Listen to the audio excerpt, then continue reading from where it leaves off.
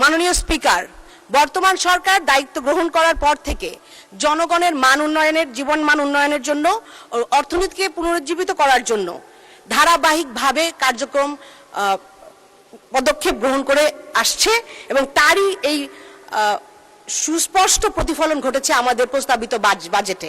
এটি বাংলাদেশের সবচেয়ে বৃহৎ বাজেট।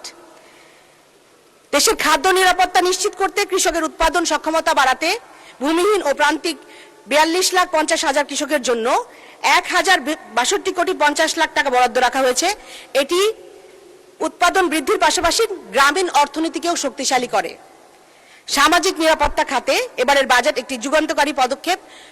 ফ্যামিলি কার্ডের আওতায় 41 লাখ নারীকে যে ভাতা দেওয়া হচ্ছে, নারীর অর্থনৈতিক ক্ষমতায়নের ক্ষেত্রে নতুন দিগন্ত উন্মোচন করছে।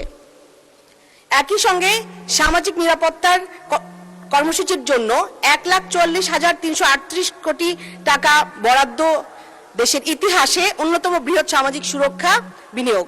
বয়স্ক ভাতা, বিধবা ভাতা, প্রতিবন্ধী ভাতার পরিমাণ বৃদ্ধি করা এবং উপকারভোগীর সম্প্রসারণের মাধ্যমে সরকার স্পষ্ট বার্তা দিয়েছে উন্নয়নের সুফল প্রতিটি মানুষের ঘরে, প্রতিটি মানুষের কাছে পৌঁছে দিতে হবে। প্রবীণ নাগরিকদের জন্য ট্রেনে বিনামূল্যে ভ্রমণ, মেট্রো রেলের 25% ভাড়া ছাড়ের সিদ্ধান্ত একটি মানবিক ও সময়োপযোগী উদ্যোগ আমি মনে করি।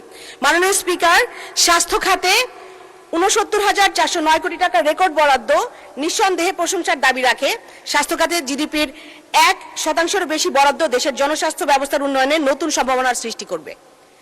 1 লক্ষ স্বাস্থ্যকর্মী নিয়োগ, পরিকল্পনা, ডায়ালাইসিস ফিল্টারে কর শুল্ক অব্যাহতি, চিকিৎসা যন্ত্রপাতি ও ওষুধ শিল্পের কাঁচামালে শুল্ক প্রত্যাহারের মতো এই উদ্যোগগুলো জনগণের চিকিৎসা ব্যয় কমাতে গুরুত্বপূর্ণ ভূমিকা রাখবে।